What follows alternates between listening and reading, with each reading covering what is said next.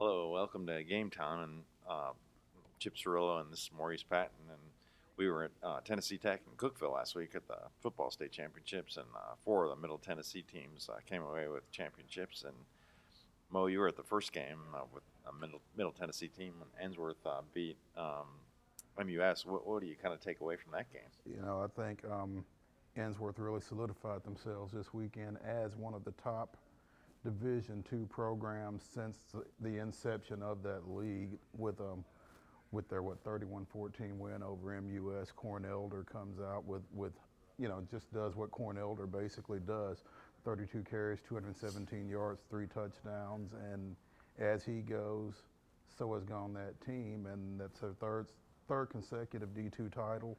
Um, Finished up the year 13-0, finished up with a 21-game winning streak that they'll take into next season, and just kind of continued the dominance that they have shown over the past couple of years. I think their only loss over the last 2 years was at Chattanooga to a Baylor team that they had beaten in the 2010 state finals, and I really feel like that Baylor team had been laying for them ever since. But past that, they have just run through that league and did so once again last Thursday night.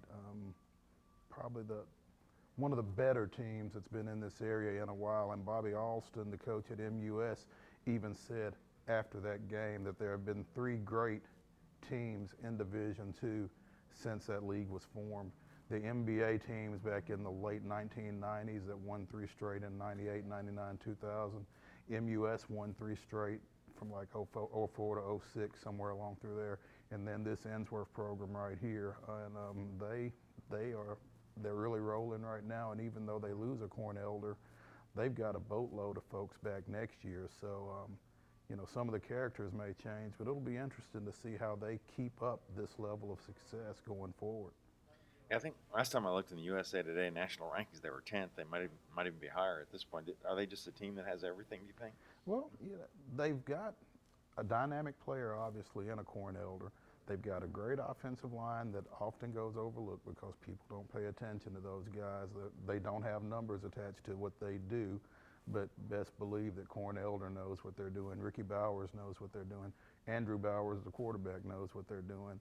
But that's where it all starts. The running game, you can't do it without an offensive line. Those guys have done a great job all year. And they stop people on defense as well. So when you're able to score and you're able to stop people, you wind up going 13-0. And then so they kind of ran away with that game and wore them down in the second half, and then you come back the next morning and Gordonsville wins the 1A title. Really exciting game. What are some of your best memories from that game? You know what? By the time that game was over with, you're thinking somebody's going to have to go a ways to knock this game off as the best game of the weekend, and we'll go further on that here in a second. But it was an entertaining ball game. Particularly if you didn't have anybody, if you were just watching it to be entertained, it's a great ball game.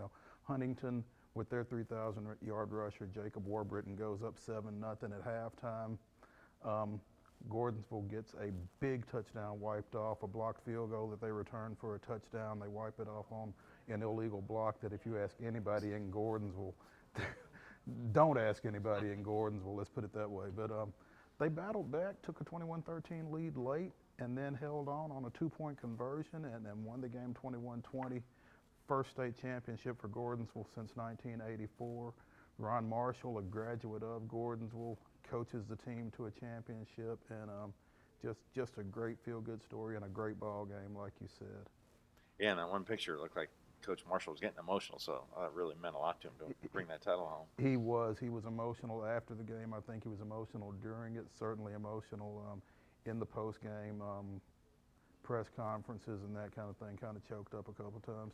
Really meant a lot to him, to that town, to that program, and a bunch of guys coaching that team graduated from Gordonsville, and I just can't imagine the pride and the emotion that would go with coaching a team that you played on in a situation like that. So kudos to those guys for that. At that point, I kind of bailed out, and you had the 5A championship game Friday night, which was a pretty good matchup as well. Yeah, I was thinking I've been covering high school sports for close to I don't know, maybe over 30 years, and don't think I've You're ever. not that old, are you? Yeah, date myself. That's off the record. But I don't think I've ever seen a running back put on a show like Jalen Hurd. But it was almost like he was the big kid and he was playing with the little kids, and it wasn't fair. They couldn't bring this kid down, and he was just going through them. And he scored on the Beach's first play from scrimmage, and I guess that was sort of a hint of what was to come. And so he ended up having 394 yards, rushing yards, and 7 touchdowns, and just talk about putting an exclamation point on the season. I think you were watching it at home, and pretty incredible performance. Yep, absolutely. You know, like you said, he scored on the first play from scrimmage, 38-yard touchdown run, and you got to feel like that kind of sets the tone. You know, Columbia coming into that game knows 18 is you know, the guy. He is number one with a bullet. This is the guy we got to stop. And so he breaks a 38-yarder the first time he touches the ball, and you got to feel like they're going, it's going to be a long night. And he just continued, like you said, to have his way with the Columbia defense all year. Credit to Columbia, the way they hung in that ball game in spite of Jalen's performance. 56-35, I mean, it kind of looks like a blowout, and, you know, 21 points, I guess it is, but at the same time, Columbia was in that game. I feel like that game was a lot closer than the final score really indicates. I just thought they hung in there and definitely had Beach's attention for the full 48 minutes, if nothing else. Yeah, I think the way Jalen was playing, it would have deflated most teams. But, yeah, like you said, Columbia just they scored 30-something points, and that's going to win a lot of games, maybe even most games. But, I mean, there's just nobody has a weapon like Beach has with Jalen Hurd, and they just, unfortunately for Columbia, they just could not stop that kid. But yeah, Columbia never gave up. And I think Columbia kind of embraced the underdog role. They like when there's doubters. They like to try to prove them wrong. And you can't take anything away from that Columbia program either. You know, they were runners-up to Beach in 2009 in 5A. They won it in 2010.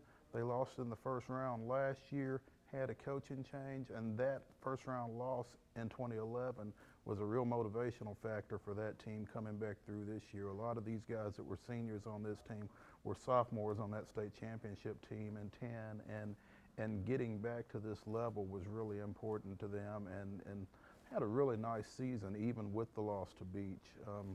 To bounce back, I think they lost to Dixon County on a Thursday night early in the year, and I think people kind of forgot about them a little bit from that point forward. They fall to Baylor late in the year at home, 24-7 I think it was. Then they got on a run in the playoffs, and when you've got 3 guys on offense like they had, like Matthew Markham at quarterback, Chris Martin at tailback, and Dre Hall at the wideout, you can put some pressure on some folks. And again, I really think they had Beach's attention all night Friday night, but Jalen's a tough matchup, and you know, the fact that he's just a junior has got a lot of folks in 9 AAA worried coming back next year, I'm sure. Yeah, he ends up having the best season in terms of yards that any back in the state's ever had. So that was really something to watch. And then of course we go. Then there was that 2A game the next day, and Friendship Christian comes out with a win there, and 2 in a row for them. And Coach McNeil, he really liked that, and they really have you mostly hear about A.J. Long, and he had a quarterback. He had a great season for him, and I think he's got 3. I think Syracuse, UCLA, and one other school that escapes Arizona have all given him offers, and so he's going to naturally get most of the attention. But Stephen Hollis had a big game, and Austin Taylor scored 3 touchdowns on 5 carries, so that's pretty good percentage. That's pretty amazing. Yeah. And it's funny the way those stats broke down, because it's like Stephen Hollis did the heavy lifting. I think he finished up with 169 rushing yards. Austin Taylor, when they get down there close, cashes in with 3 touchdowns on 5 carries. That's pretty impressive. I guess he was the closer. Yeah. So, but yeah, they have a lot of weapons, and the score was pretty lopsided. But really, in the early going, Adamsville actually did in the first half, played them pretty respectable.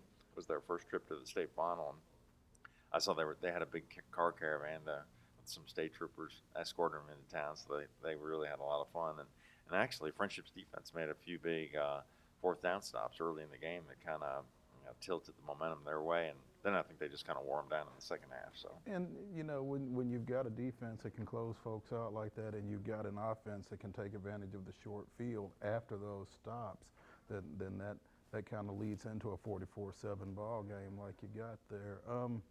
You stuck around late. Yeah, I was hoping you'd say something about that. Yeah, even though this wasn't any teams in our coverage area, one of the better high school games I've ever seen. Whitehaven and Maryville. Whitehaven wins in overtime, 36-35, and after every quarter, the game was tied, and it was tied after the first overtime. But then Whitehaven decides to go for two, and they win it on the Mark Dotson again. He had a Jalen Hurd-like performance, just really came through big for those guys, and yeah, ending Maryville's 43-game win streak. It was a huge win for Whitehaven, and one of the most exciting high school games I've ever seen, for sure. And Whitehaven, this was a rematch of last year's 6A state championship game. Maryville won that game 23-7. Even in a 16-point ball game, Whitehaven really came away from that game feeling like they should have won it. And, you know, we weren't at that Mount Juliet semifinal game, but it's general knowledge that the first thing Mark Dodson asked somebody after they beat Mount Juliet 41-35 was, did Maryville win? Yeah. They have had that game circled on their calendar ever since losing last year, and they were able to get back to Cookeville, close out the deal. Great coaching effort by Rodney Salisbury and that bunch down in Memphis, and a great performance by that Whitehaven team. Yeah, you're so right. They really wanted another shot at him, and they got it. And I talked to Coach Quarles after the game. He really regretted not going for two. I think if he could do it over again, he would try to go for two in the overtime, and he kind of regretted that. But you know, he runs such a great program. It's just amazing the way those guys keep getting back to the finals. You know, just the way that the last little bit of that game played out, you felt like from 10 yards out, neither of those guys was going to stop the other one. So you kind of felt like it was going to come down to a two-point conversion situation, and who was going to be able to convert it or who was going to be able to stop it and who was going to get antsy enough. But I never would have thought that Whitehaven would go for two on their first possession the way they did. Great call. Yeah, and Coach Salisbury said there was no doubt he already had it in his mind that if they scored the touchdown, they were going to go for two. And he said he didn't know what play they'd call, but he knew for sure who they were going to give the ball to, that Mark Dotson. So well, when you've got a kid who's committed to Ole Miss in your backfield, that kind of calls the play for you right there, I guess. Great weekend of high school football in Cookeville last week. 4 state champions coming back to Middle Tennessee. Kudos also to Fulton winning the 4A championship. Knoxville Webb winning the Division IIA title. Who are we missing? CAK won the 3A championship for the second straight year. And Charlie High, he can put up some monster passing numbers, can he? That team, they are really something special to watch offensively, and it'll be interesting to see how they reload with so many seniors coming off of that team. I think they had 10 seniors on offense this year, so Rusty Bradley up there will have his work cut out for him going forward. Saturday, East-West All-Star game back in Cookeville. I think kickoff's at 1 o'clock. We'll have Nick Cole up there covering it. Check with us for coverage on that. And I think that'll pretty well do us for high school football here on Game Time. I'm Maurice Patton. This is Chip Cirillo. Follow us on Twitter. I'm at MoPatton_sports. He's at Chip Cirillo. Keeps it simple. That's right. Tweet. Thanks for following us here on Game Time.